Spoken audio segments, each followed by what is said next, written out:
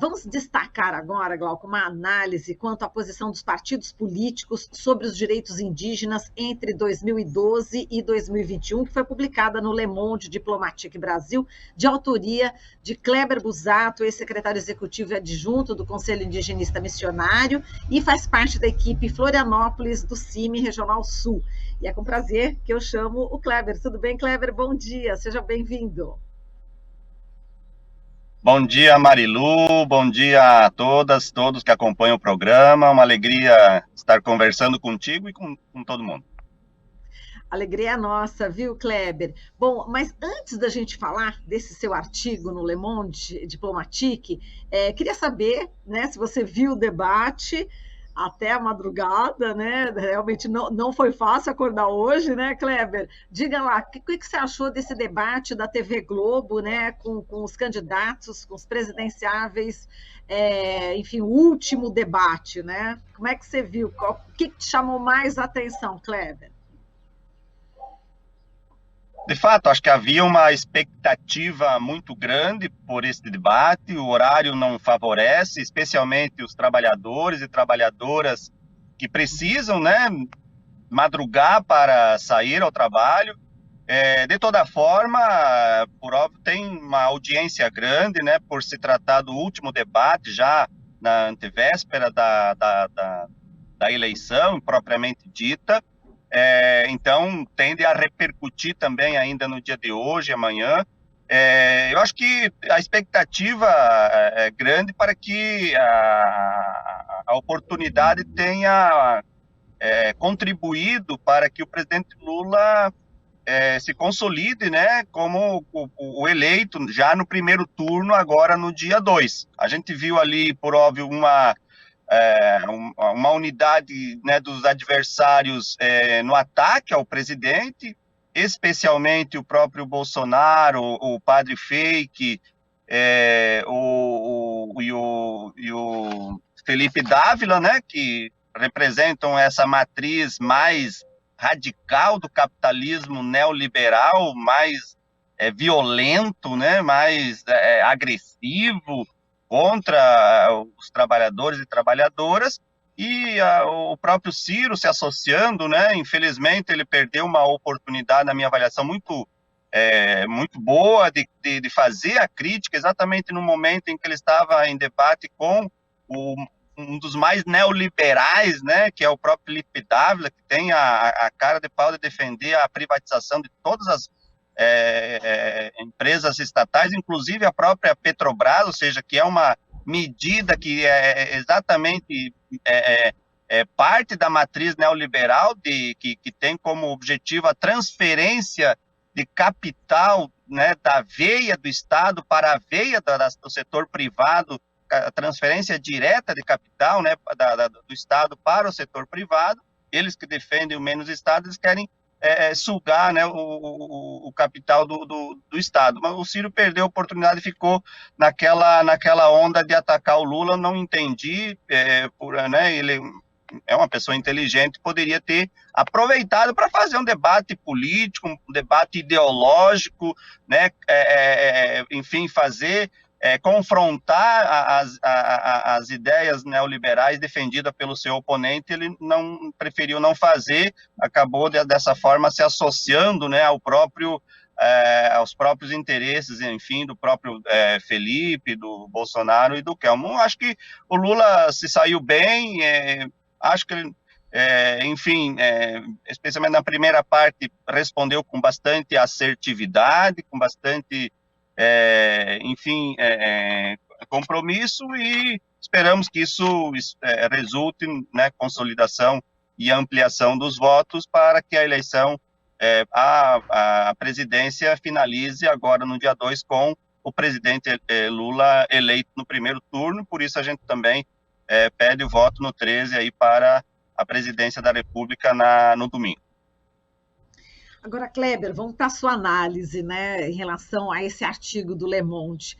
Você diz o seguinte: 16 partidos, né, votaram total, majoritariamente, contra os povos originários. A expectativa e envolvimento no processo eleitoral em curso realmente é muito grande também entre os povos indígenas do nosso país, além da fundamental importância para a democracia e toda a população, como você diz, né? E os povos originários sabem a diferença que faz ter um aliado ou um inimigo nos postos de comando, tanto no executivo como no legislativo, não é isso, Kleber?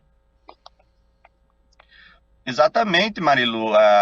Nós temos acompanhado todo esse embate, né, dos setores antagônicos aos direitos indígenas nos três poderes do Estado brasileiro, mas a análise se firmou mais na ação, né, dos setores anti-indígenas no âmbito do Congresso Nacional e particularmente da Câmara dos Deputados.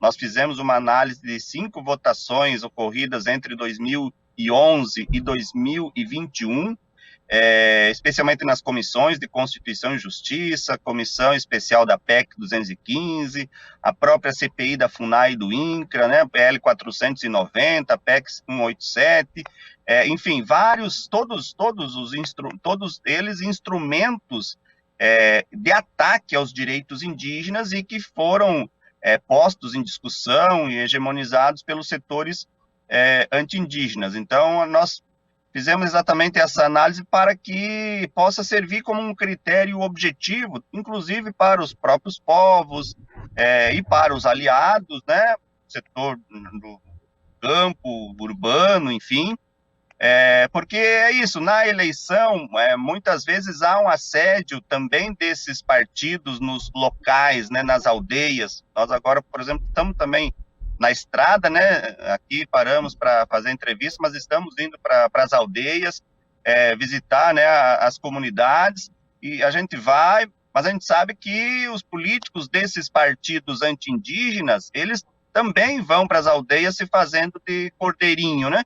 Então, acho que o texto serve nesse aspecto como um critério objetivo, porque para sanar dúvidas, enfim, e também servir como um orientador.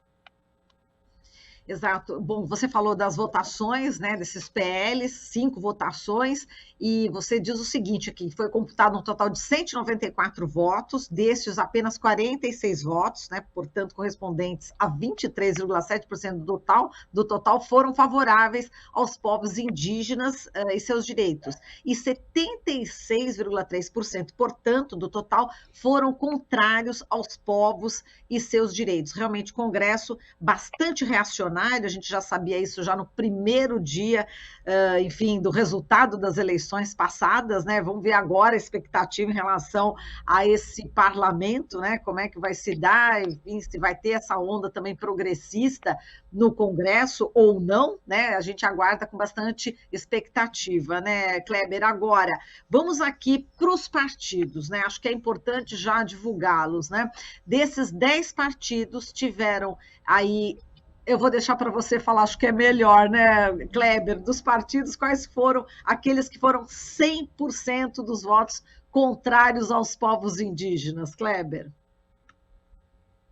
Então, Marilu, de fato, acho que essa questão é muito importante, porque envolve também a eleição, também para a questão da Câmara e para o Senado. É importante todas as pessoas estarem atentas e votarem em candidatos, enfim, que são aliados dos trabalhadores, né? E que não pertençam a esses partidos que são contra os indígenas, mas não são só contra os indígenas, são contra os trabalhadores, as trabalhadoras do campo e da cidade. Então, no caso dessas votações, 10 partidos votaram 100% contra os povos. Foram eles o União Brasil, número 44, que se fundiu, né, se formou com a fusão do DEM 25 e do PSL 17, deixaram de existir, formaram o União Brasil, número 44, o MDB 15, antigo PMDB, o PSC, número 20, o Podemos, 19, o Republicanos, número 10, o PTB, número 14, Solidariedade, número 70, o Novo, número 30, e o Patriota número 51. Então, esses 10 partidos votaram 100% contra os povos indígenas. Além destes, Marilu, 3 partidos praticamente foi quase unânime também contra os povos, né? Nesse caso foram o PP 11, o PL, atual PL 22 e o PSD tiveram, número 55, tiveram 94% dos seus votos depositados contra os povos indígenas. E ainda o PSDB, 88% contra, o Cidadania 60 e o PROS, o Cidadania 23 e o PROS 90, 66% contra. E o PV dividiu ali os votos, 50 para um lado e 50 para o outro.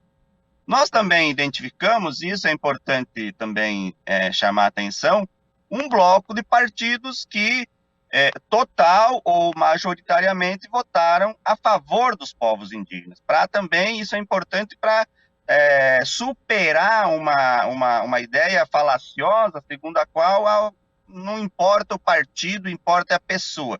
Na verdade, isso não existe do ponto de vista político no momento das votações no Congresso Nacional. E é importante que as pessoas saibam disso, porque na votação, o candidato eleito, ele segue a orientação do partido. Então, é importante, na escolha do candidato, o partido a que ele pertence. Portanto, nesse aspecto, então, nós identificamos 6 partidos que tiveram votações majoritariamente favorável ou totalmente favorável.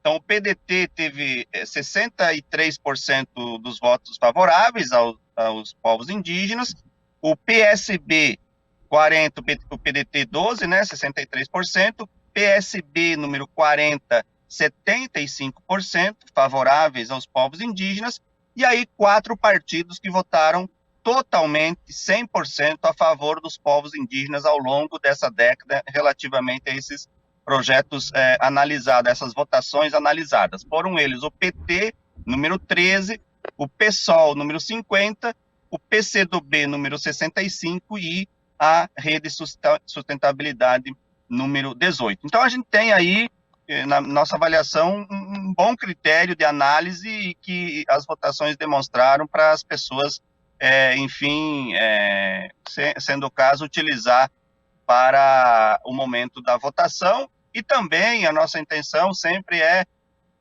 promover o debate, né? Fazer a discussão, fazer o debate, promover o debate. Nós sabemos aí, nós temos uma bancada de candidatos e candidatas indígenas concorrendo, né, nessa eleição para assembleias legislativas, para a Câmara dos Deputados, enfim.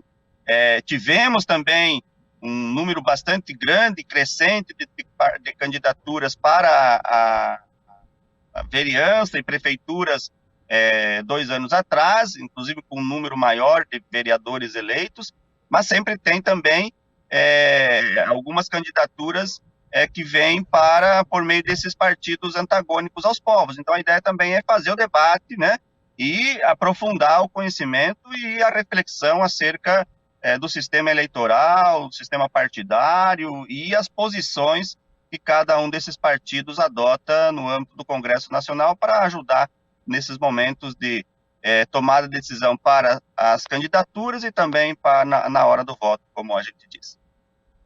Tá certo. Kleber, a gente agradece muito aqui a sua participação, um forte abraço para você, uma boa eleição, boa viagem aí. Que aldeia que você vai agora, Kleber? Só para a gente saber aqui no finalzinho. Nós estamos indo para a terra indígena Xoclém, aqui no Alto Vale do Itajaí, estamos próximos aqui de Blumenau, e seguindo viagem aqui para as aldeias. Interessante, no dia 22 de setembro é o dia que é feita a memória do contato, né, desse povo, e eles então estão fazendo também as reflexões, e nós vamos lá participar dessa discussão, essa conversa, enfim, desse momento com eles. Muito bem, manda um abraço aí para o povo Xoclém, aí no sul do país. Kleber, um forte abraço para você e até uma próxima oportunidade. Boa eleição para você, bom voto. Obrigado para você também, todos que nos acompanham também. Muito obrigada. Falamos aqui com o Kleber Busato, ex-secretário executivo e adjunto do Conselho Indigenista Missionário, ele que faz parte da equipe Florianópolis do Conselho Indigenista Missionário CIMI Regional Sul. Você está ouvindo Jornal Brasil Atual.